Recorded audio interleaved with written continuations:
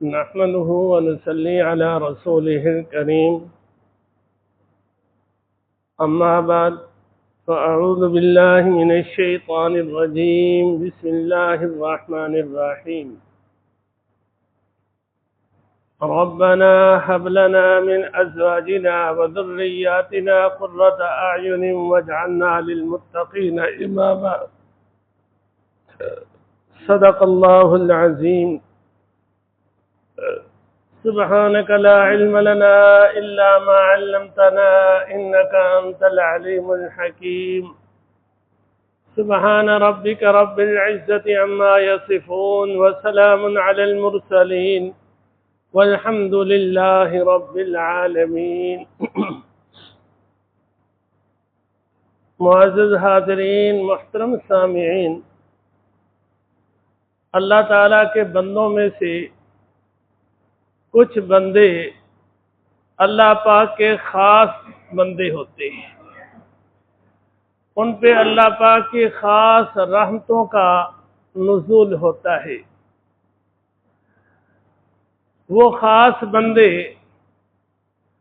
کہ جن پہ اللہ پاک کی خاص رحمتوں کا نزول ہوتا ہے، اللہ پاک نے سورہ فرقان کے آخری رکوع میں ان کے اوصاف بیان فرمائے. فرمایا وعباد الرحمن الذین یمشون علی الارض ہونا. رحمان کے بندے یعنی جس پہ رب رحمان کی خاص رحمتیں نازل ہوتی ہیں، وہ لوگ ہیں یمشون علی الارض ہونا کہ وہ اللہ کی زمین پر عاجزی کے ساتھ چلتے ہیں، اترا کر، فخر کرتے ہوئے، غرور کے ساتھ، تکبر کے ساتھ وہ نہیں چلتے. بندے کی عاجزی اللہ پاک کو پسند ہے. بندے کا اترانا، فخر کرنا، غرور کرنا، تکبر کرنا، یہ بالکل اللہ پاک کو پسند نہیں ہے. ایک مقام میں اللہ پاک نے فرمایا وَلَا تَمْشِ فِي الْأَرْضِ مَرَحًا. زمین پہ اکڑ کر نہ چل. اِنَّكَ لَن تَخْرِقَ الْأَرْضَ وَلَن تَبْلُغَ الْجِبَالَ طُولًا. تو نہ تو زمین کو پھاڑ سکتا ہے، نہ پہاڑوں کی بلندیوں کو پہنچ سکتا ہے. جب نہ تو زمین کو پھاڑ سکے، نہ پہاڑوں کی بلندیوں تک پہنچ سکے، پھر اترانا کس بات کا ہے؟ فخر کس چیز کا ہے؟ غرور اور تکبر کس بات کا ہے؟ تو اللہ پاک کو بندے کی عاجزی پسند ہے. اور اللہ پاک نے ان خاص بندوں کے جو اوصاف بیان کیے ہیں، ان میں سے جو پہلی صفت بیان کی ہے وہ یہ کی ہے کہ وہ زمین پر عاجزی سے چلتے ہیں. اس کے بعد دوسری بات کہ اگر ان کا کسی جاہل سے سابقہ ہو جائے تو وہ نرمی سے بات کرتے ہیں یا صرف سلام پہ اکتفا کرتے ہیں. وَإِذَا خَاطَبَهُمُ الْجَاهِلُونَ قَالُوا سَلَامًا. ان جاہلوں سے الجھتے نہیں ہیں، ان سے بحث و مباحثہ نہیں کرتے، ان سے ٹکراؤ نہیں کرتے. یا تو نرمی سے بات سمجھانے کی کوشش کرتے ہیں یا صرف سلام پہ اکتفا کرتے ہیں. تیسری صفت اللہ پاک نے ان کی یہ بیان فرمائی وَالَّذِينَ يَبِيتُونَ لِرَبِّهِمْ سُجَّدًا وَقِيَامًا. ان کی راتیں غفلت میں نہیں گزرتی. ان کی راتیں اللہ کے سامنے قیام میں، اللہ کے سامنے سجدے میں گزرتی ہیں. ہاں جی، دنیا کی اکثر لوگوں کی راتیں کھیلوں میں، میلوں میں، کلبوں میں، رمجم حالوں میں، ہاں جی، فضول کاموں میں صرف ہو جاتی ہیں، گزرتی ہیں. اور اللہ کے جو خاص بندے ہیں جن پہ اللہ پاک کی خاص رحمتوں کا نزول ہوتا ہے، ان کی راتیں اللہ کے سامنے قیام میں اور اللہ کے سامنے سجدے میں گزرتی ہیں. وَالَّذِينَ يَبِيتُونَ لِرَبِّهِمْ سُجَّدًا. اور وہ جہنم کے عذاب سے بہت ڈرتے ہیں اور وہ اللہ پاک سے درخواست کرتے ہیں ربنا اصرف عنا عذاب جہنم ان عذابها کان غراما انہا ساءت مستقرا ومقاما۔ اے ہمارے رب، جہنم کا عذاب ہم سے ہٹا دے، ہم سے دور کر دے، جہنم کا عذاب تو چمٹنے والا ہے۔ انہا ساءت مستقرا ومقاما، یقیناً جہنم بہت برا ٹھکانہ ہے، بہت برا مقام ہے۔ اے اللہ ہمیں جہنم سے بچا۔ آگے بھی اللہ پاک نے ان کے چند اوصاف بیان کیے ہیں، آخر میں ان کے اوصاف میں سے ایک صفت یہ بیان فرمائی کہ وہ اپنے رب سے یہ دعا کرتے ہیں، ربنا ہب لنا من ازواجنا وذریاتنا قرۃ اعین واجعلنا للمتقین اماما۔ اے ہمارے رب، ہمیں اپنی بیویوں کی طرف سے، ہمیں اپنی اولاد کی طرف سے آنکھوں کی ٹھنڈک نصیب فرما، اور ہمیں متقی لوگوں کا امام، متقی لوگوں کا مقتدا، متقی لوگوں کا پیشوا، متقی لوگوں کا سربراہ بنا۔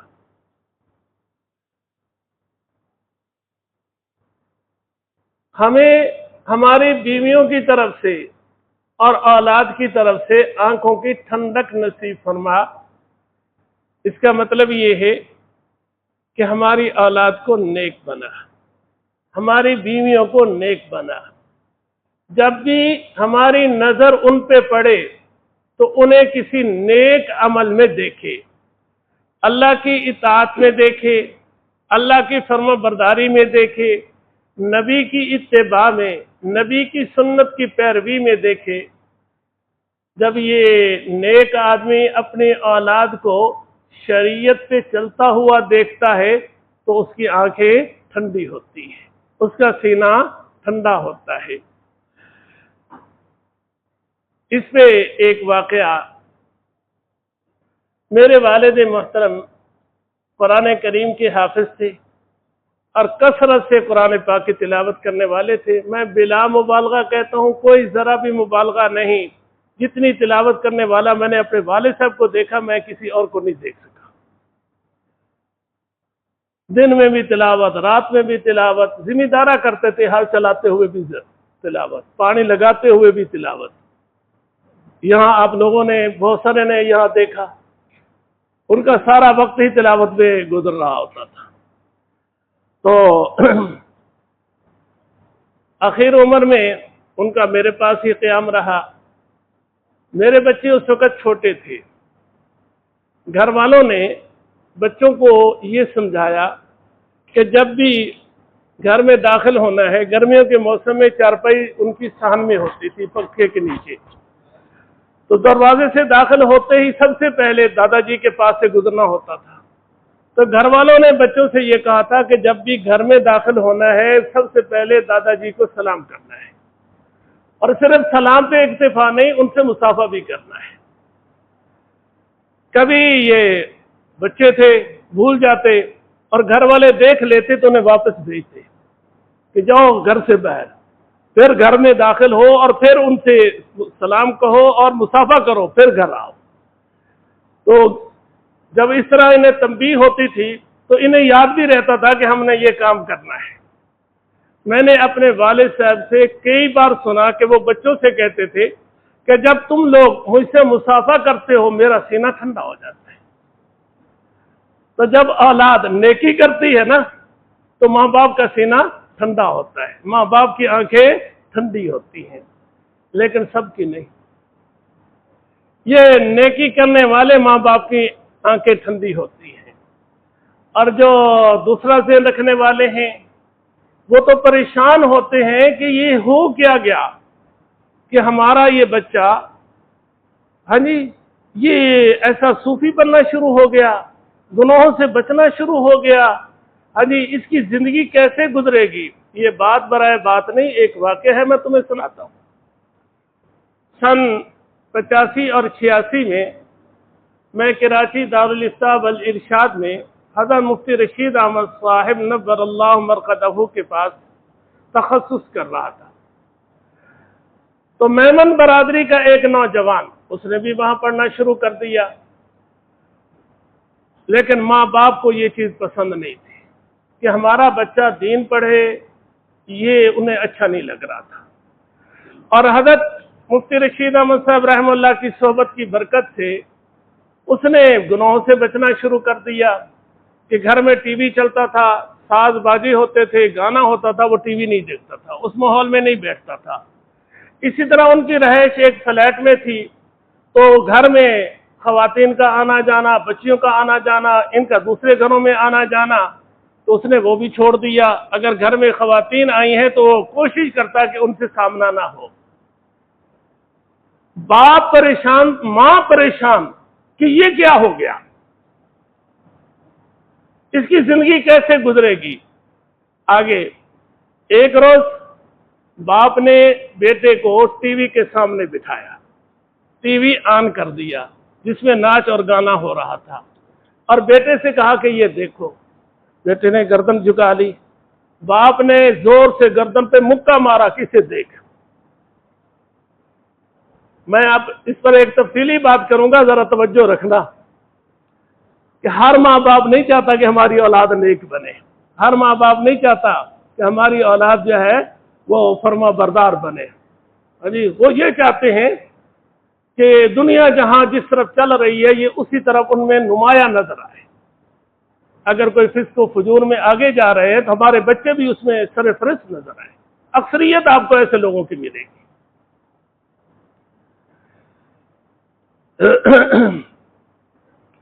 تو نیک ماں باپ ہوں تو انہیں اولاد کی نیکی سے اطمینان ہوتا ہے، انہیں راحت ہوتی ہے، ان کا سینہ ٹھنڈا ہوتا ہے، آنکھیں ٹھنڈی ہوتی ہیں۔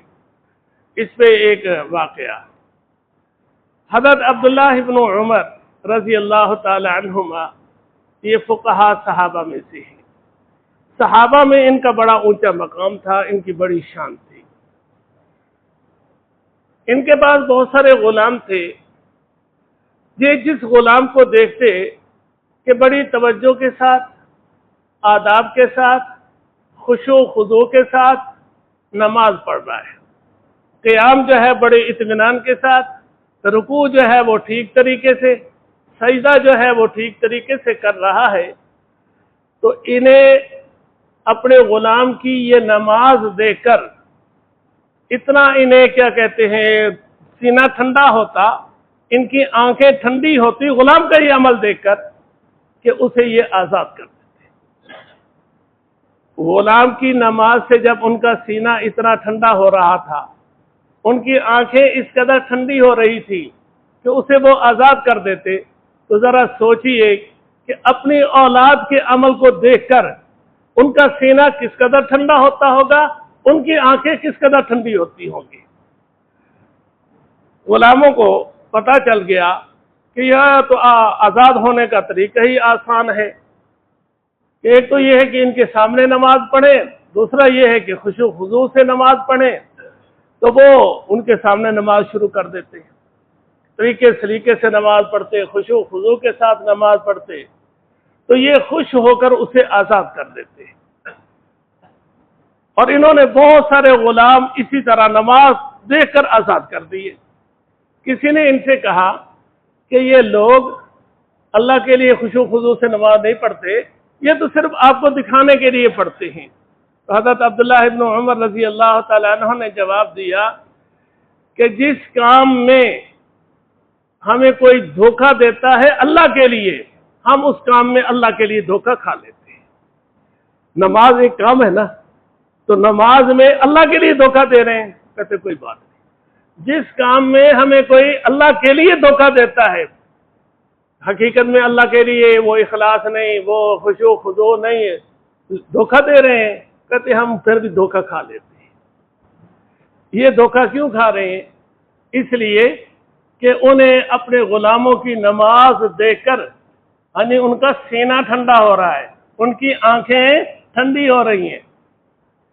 تو نیک لوگ کیا ہے؟ اللہ کے خاص بندے، خاص صفات والے لوگ، وہ جب اپنے اولاد کو نیکی میں دیکھتے ہیں، اچھائی میں دیکھتے ہیں، تو ان کی آنکھیں کیا ہے؟ ٹھنڈی ہوتی ہیں۔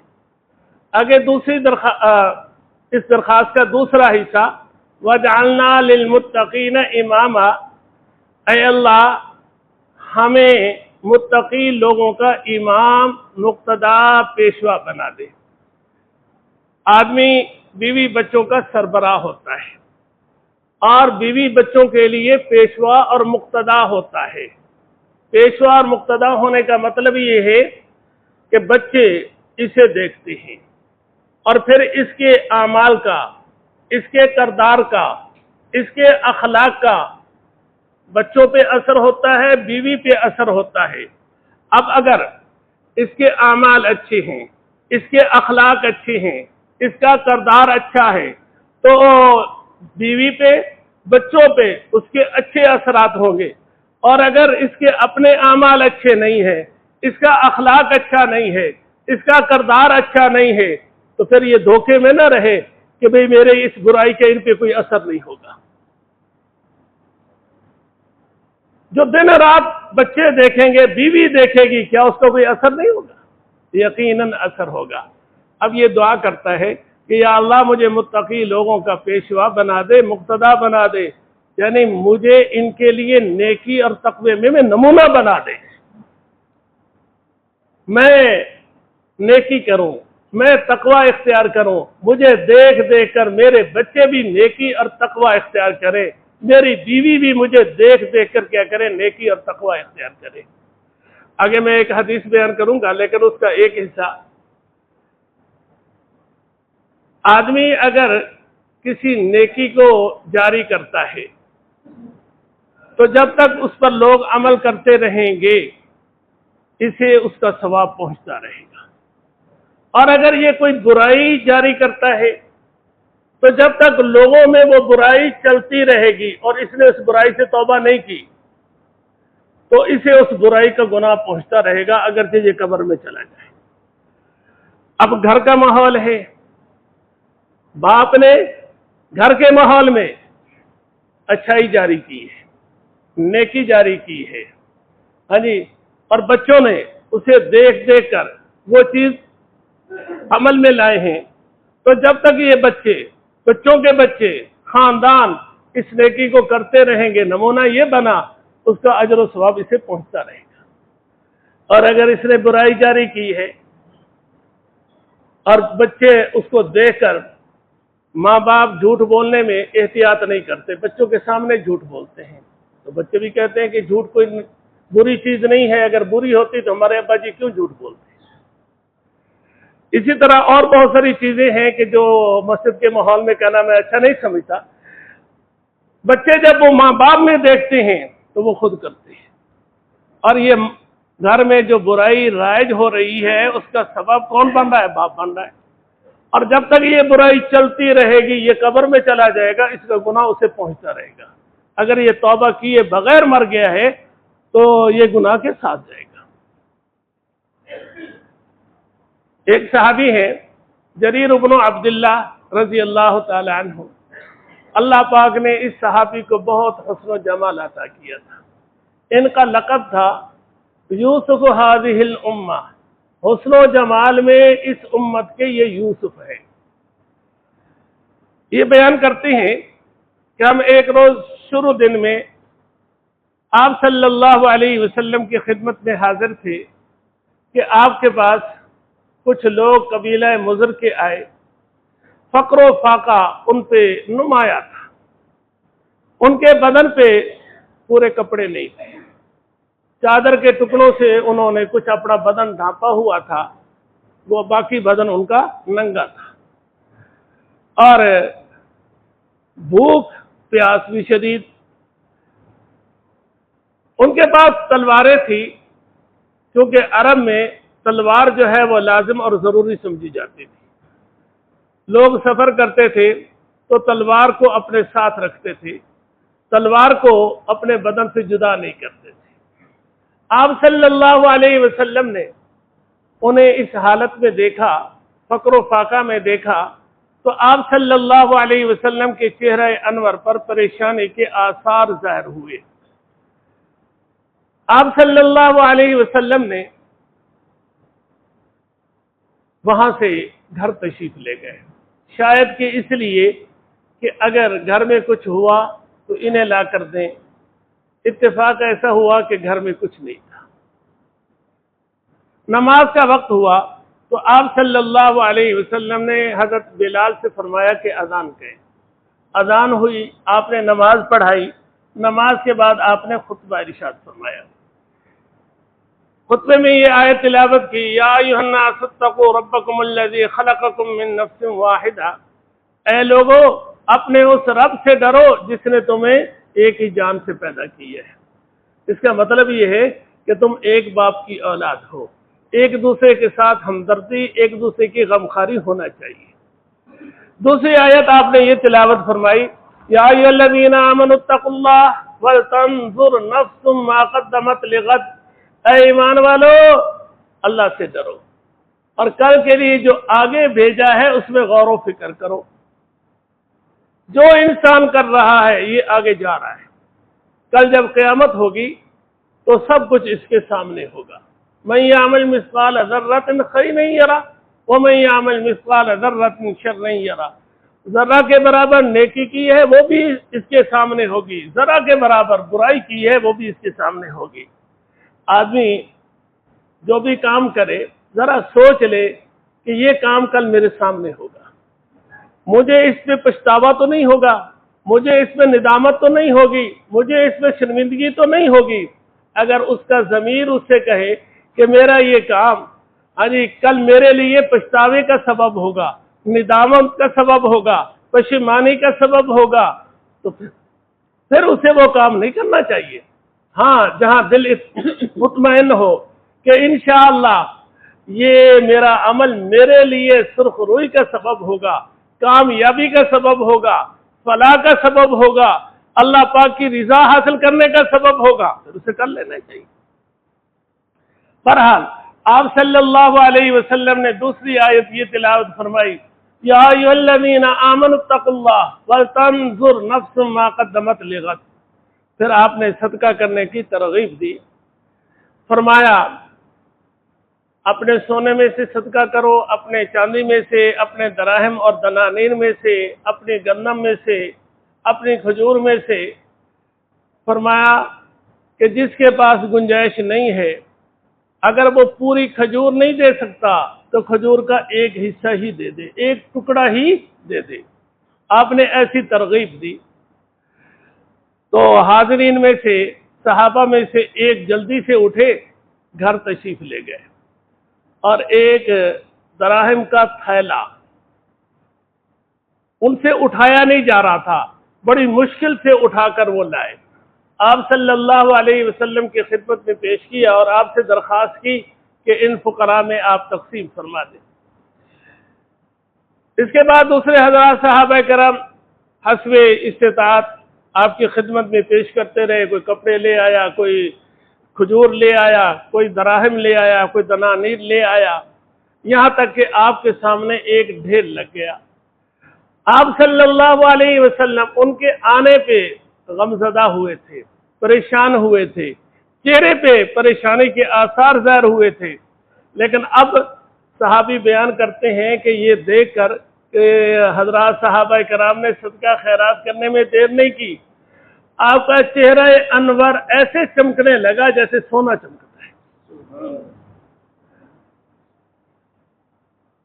اب اس پہ آپ صلی اللہ علیہ وسلم نے یہ ارشاد فرمایا کہ جس آدمی نے کوئی اچھا طریقہ جاری کیا اسے اس کا ثواب ملے گا، اور جو اس اچھے طریقے پہ چلے گا ان کا بھی اسے ثواب ملے گا، اور ان کے ثواب میں بھی کوئی کمی نہیں ہوگی۔ گویا کہ یہ اس صحابی کی فضیلت کی طرف اشارہ تھا جس نے صدقہ کرنے میں پہل کی ہے، اس کی فضیلت اشارتاً بیان کر دی کہ جس نے صدقہ کرنے میں پہل کی ہے، کہ باقیوں نے اسی کے طریقوں کو لے کر چلے ہیں۔ تو بہرحال انسان کو کوئی اچھا طریقہ اختیار کرنا چاہیے، اس کا ذریعہ اور سبب بننا چاہیے، کسی برائی کا ذریعہ اور سبب نہیں بننا چاہیے۔ آگے آپ نے فرمایا کہ جس آدمی نے کوئی برا طریقہ، گناہ کا طریقہ جاری کیا اسے اس کا گناہ ہوگا، اور جتنے لوگ اس گناہ میں مبتلا ہوں گے اس کا گناہ ہوگا۔ یہاں تک حدیث میں ہے کہ آپ صلی اللہ علیہ وسلم نے فرمایا دنیا میں کوئی بھی قتل ہوتا ہے اس کا گناہ اس شخص تک پہنچتا ہے جس نے سب سے پہلے قتل کیا، یعنی حضرت آدم علیہ السلام کا بیٹا قابل تک پہنچتا ہے۔ اور دنیا کے اندر کتنے قتل ہوئے، کتنے قتل ہو رہے ہیں، ہاں جی، سب کا گناہ اس تک پہنچ رہا ہے۔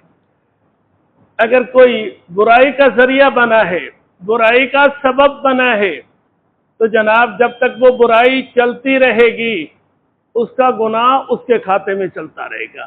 اگر بغیر توبہ کیے مر گیا تو جناب آدمی اپنے گھر کا سربراہ ہوتا ہے، اپنے گھر کے لیے مقتدا ہوتا ہے، اپنے گھر کے لیے پیشوا ہوتا ہے۔ اگر یہ گھر والوں کے لیے برا نمونہ بنا، اس نے گھر والوں کے لیے ہاں جی بری چیزیں جاری کی، اس کی وجہ سے وہ برائی میں چلے، مثلا جھوٹ بولنے میں لگ گئے، غیبت کرنے میں لگ گئے، سبب یہ بنا، ہاں جی اسی طرح دھوکہ کرنے میں لگ گئے، سبب یہ بنا، اور اسی طرح اور فسق و فجور میں لگ گئے، سبب یہ بنا، ہاں جی کہ دیکھا کہ باپ ہمارا فلم دیکھ رہا ہے، بیٹوں نے بھی دیکھنا شروع کر دی، باپ ہمارا گانا سن رہا ہے، بیٹوں نے بھی سننا شروع کر دیا، باپ ہمارا ناچ دیکھ رہا ہے، اس میں بھی شروع ہو گئے، باپ ہمارا شراب پیتا ہے، یہ بھی پینے لگ گئے۔ جناب یہ مر کر قبر میں چلا جائے گا، اولاد پیچھے یہ کرتی رہے گی تو ان کا گناہ بھی اس کے کھاتے میں جمع ہوتا رہے گا۔ بہت بڑی ذمہ داری ہے، اس لیے قرآن پاک میں دعا بتائی گئی کہ ربنا ہب لنا من ازواجنا وذریاتنا قرۃ اعین واجعلنا للمتقین اماما۔ اے رب ہمارے، ہمیں اپنی بیویوں کی طرف سے، اپنے بچوں کی طرف سے آنکھوں کی ٹھنڈک نصیب فرما، اور ہمیں متقی لوگوں کا امام، مقتدا، پیشوا بنا دے۔ یاد رکھیے، متقی لوگوں کا امام، متقی لوگوں کا پیشوا، متقی لوگوں کا مقتدا فاسق نہیں بن سکتا، فاجر نہیں بن سکتا۔ اس میں یہ دعا کی گئی کہ اے اللہ جب مجھے متقی کا امام بنو گے تو مجھے بھی متقی بنا دو گے، میں بھی ان کے لیے اچھا نمونہ بنوں گا، اچھا پیشوا بنوں گا۔ ہاں جی، تو ماں باپ کو یہ دعا بھی کرنا چاہیے، اور ہر قدم پر سوچ کر چلنا چاہیے کہ کہیں میں اپنی اولاد کے لیے برا نمونہ تو نہیں بن رہا۔ جس بات میں آپ کو سمجھ آئے کہ یہ بری چیز ہے اسے کبھی نہ کریں، نہ اولاد کے سامنے کریں اور نہ تنہائی میں کریں۔ آپ کی بھی آخرت بنے گی، آپ کی اولاد کی بھی آخرت بنے گی۔ دعا فرمائیں کہ اللہ پاک اس پہ ہمیں عمل